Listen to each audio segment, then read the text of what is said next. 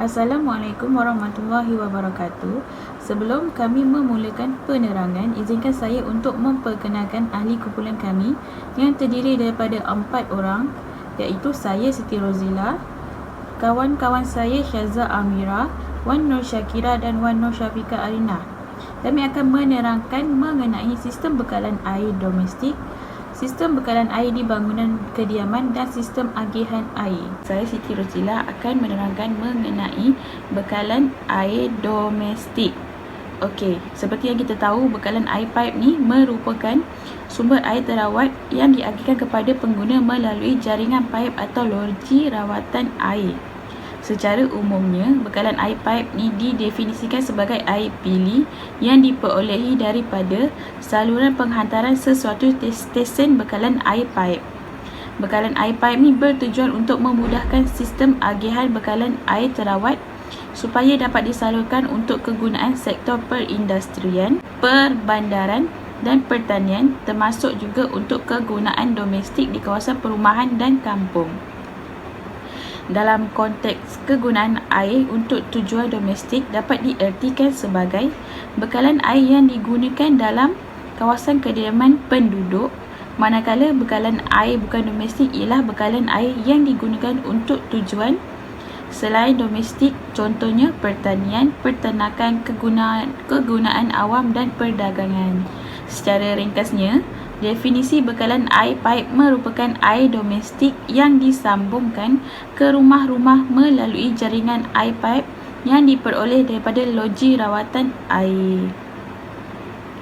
Air pipe ni tergolong sebagai sumber air terawat yang telah menjalani pembersihan dari bahan-bahan pencemar di loji rawatan sebelum diedarkan kepada pengguna. Sumber air yang dirawat ini mungkin daripada air mentah ataupun air digunakan oleh manusia atau lebih dikenali sebagai air kumbahan. Terdapat 3 jenis komponen utama dalam pembekalan air pipe, iaitu loji rawatan air, sistem penghantaran dan sistem agihan, serta sistem bekalan air rumah. Bermula dengan komponen loji rawatan air, air mentah yang diambil daripada muka sauk di sungai akan melalui proses loji rawatan air. Air mentah yang diambil akan melalui proses rawatan. Ia meliputi proses penyaringan, pengudaraan, koagulasi dan flokulasi, sedimentasi, penapisan, disinfeksi dan pelarasan pH, fluoridasi dan disimpan dalam tangki air jernih. Air yang telah dirawat itu akan dipindahkan kepada sistem loji rawatan air ke sistem komponen penghantaran. Air yang keluar daripada loji rawatan air akan direkodkan dan dihantar ke kolam pengimbangan dan tangki-tangki pengguna melalui sesalur penghantar. Daripada tangki layanan ni, air pipe akan disalurkan melalui sesalur agihan ke sistem sesalur retikulasi. Pipe retikulasi ni akan dihubungkan dengan meter pipe sebelum diagihkan kepada rumah-rumah yang mempunyai meter berdaftar. Seterusnya, sistem bekalan air pipe meliputi 2 jenis, iaitu sistem langsung dan sistem tidak langsung. Bagi sistem langsung, bermula daripada meter, air akan disalurkan terus kepada kelengkapan rumah seperti pepaipan di dapur, bilik air dan tangki air. Sistem terus ni tidak dapat dibekalkan sekiranya tekanan aliran utama adalah rendah atau punca bekalan air ditutup. Bagi sistem tidak langsung pula, aliran air utama akan membekalkan air ke tangki terlebih dahulu. Tangki sepadan air inilah yang akan mengagihkan air ke kelengkapan rumah melalui pipe agihan.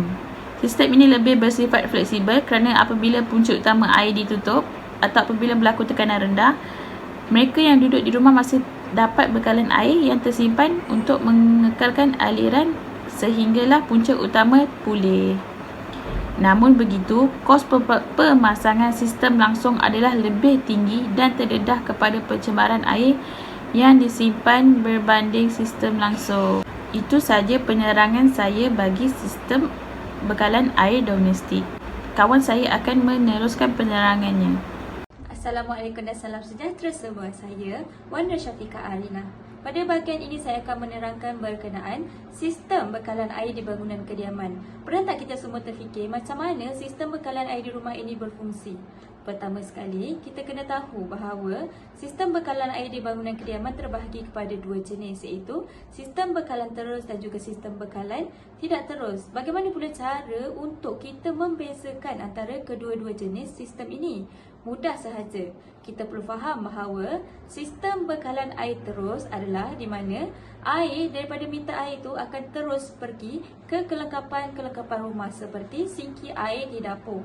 Manakala bagi sistem tidak terus pula, air akan pergi ke tangki simpanan yang berada di atas bumbung rumah. Tangki simpanan air ini berfungsi untuk menyimpan air dan juga membekalkan air ke tandas dan juga bilik air yang ada dekat rumah kita. Jadi kalau sistem tidak terus ni, dia akan pergi ke tangki simpanan dulu, dan kalau sistem terus, dia akan terus ke kelengkapan rumah kita. Itu adalah beza antara kedua-dua jenis sistem ini.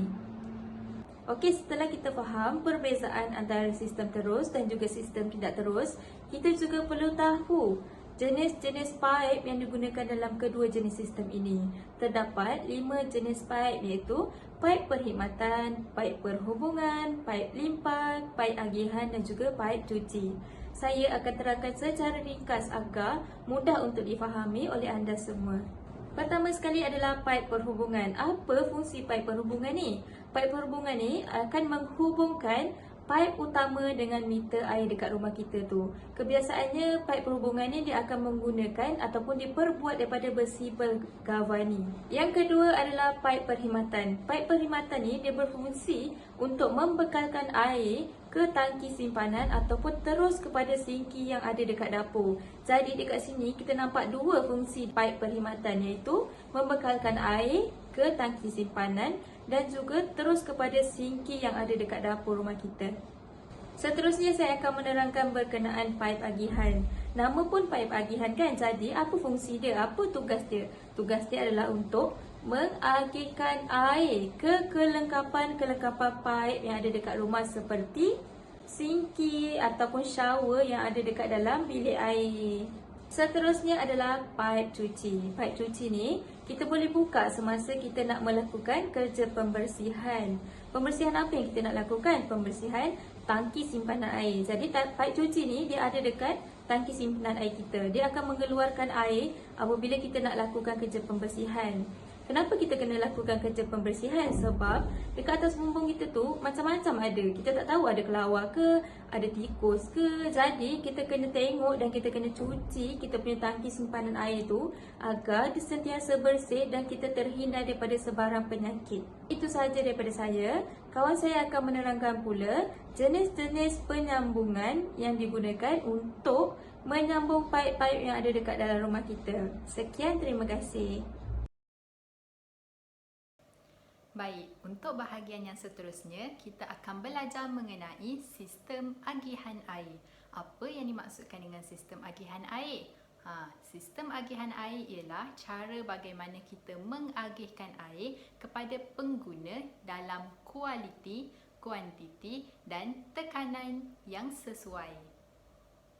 Baik, sebelum kita pergi dengan lebih lanjut, kita kena faham dulu daripada mana sumber air ini datang. Jadi, air datang daripada 3 punca. Yang pertama, air hujan. Kedua, air bawah tanah.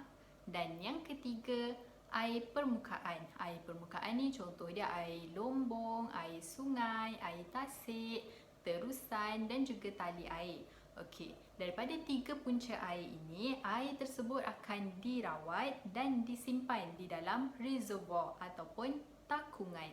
Apa itu reservoir ataupun takungan? Takungan adalah satu tempat di mana kita simpan air yang dah dirawat supaya kita dapat bekalkan kepada pengguna sekiranya berlaku kecemasan. Apa bentuk-bentuk kecemasan yang boleh berlaku? Contohnya kebakaran dan juga penyelenggaraan.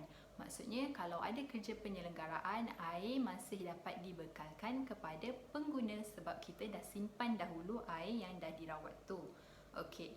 ada dua jenis takungan yang kita boleh gunakan. Yang pertama, elevated reservoir ataupun takungan tinggi, dan yang kedua, surface reservoir, takungan permukaan.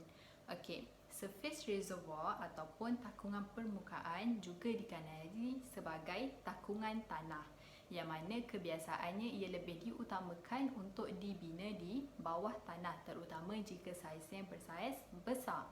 Okey, elevated reservoir ataupun takungan tinggi dikenali juga sebagai takungan atas, yang mana kalau kita gunakan takungan atas ni, biasanya kita memang akan gunakan sistem pump dan juga sistem graviti. Sekarang kita dah faham air datang daripada hujan ataupun sungai ataupun tasik. Kemudian air itu dirawat. Dah dirawat, kita simpan di dalam takungan ataupun reservoir. Persoalannya sekarang, daripada reservoir ataupun takungan ni, macam mana kita nak agihkan kepada pengguna? Okey, dekat sini ada 3 sistem yang kita boleh amalkan. Yang pertama, secara sistem pump. Okey, sistem pump ni maksudnya air yang dah dirawat, kita pump terus kepada pengguna tanpa disimpan dahulu di dalam takungan atau reservoir. Okey, cara ni bila keburukan dia adalah bila kita gunakan sistem pump, bila tak ada bekalan kuasa, pump tu tak boleh berfungsi, jadi air tak dapat dibekalkan kepada pengguna. Okey, secara umumnya kebiasaannya memang sistem ni tidak digunakan. Okey, sistem yang kedua yang kita boleh gunakan ialah sistem graviti. Okey, perkataan graviti ni sinonim dengan tinggi. Jadi untuk gunakan sistem graviti, kedudukan sumber bekalan air itu mestilah tinggi. Maksudnya bila kita nak gunakan sistem graviti, air itu mesti disimpan dalam takungan tinggi ataupun elevated reservoir.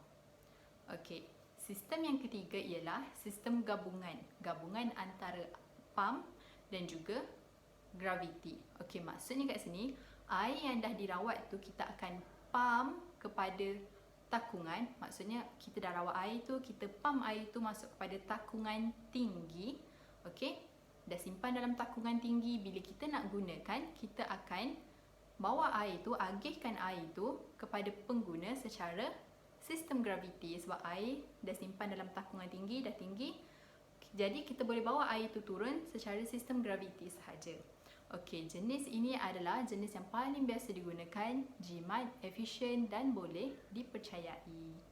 Baik, air daripada takungan kita dah agihkan kepada pengguna. Tapi dalam masa kita nak agihkan kepada pengguna, ada kaedah dia yang kita perlu amalkan. Okey, ada 4 kaedah. Yang pertama, kaedah hujung mati. Kaedah hujung mati, kalau kita dapat lihat, ada satu paip utama dan daripada paip utama tersebut ada pecahan paip cawangan serta paip cabang.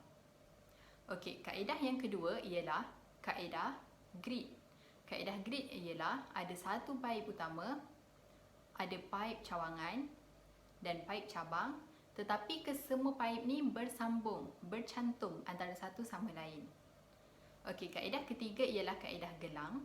Kaedah gelang ni seakan-akan dan menyerupai kaedah grid, tetapi di paip utama dia ada satu bentuk sama ada bulat ataupun segi empat yang seakan-akan gelang.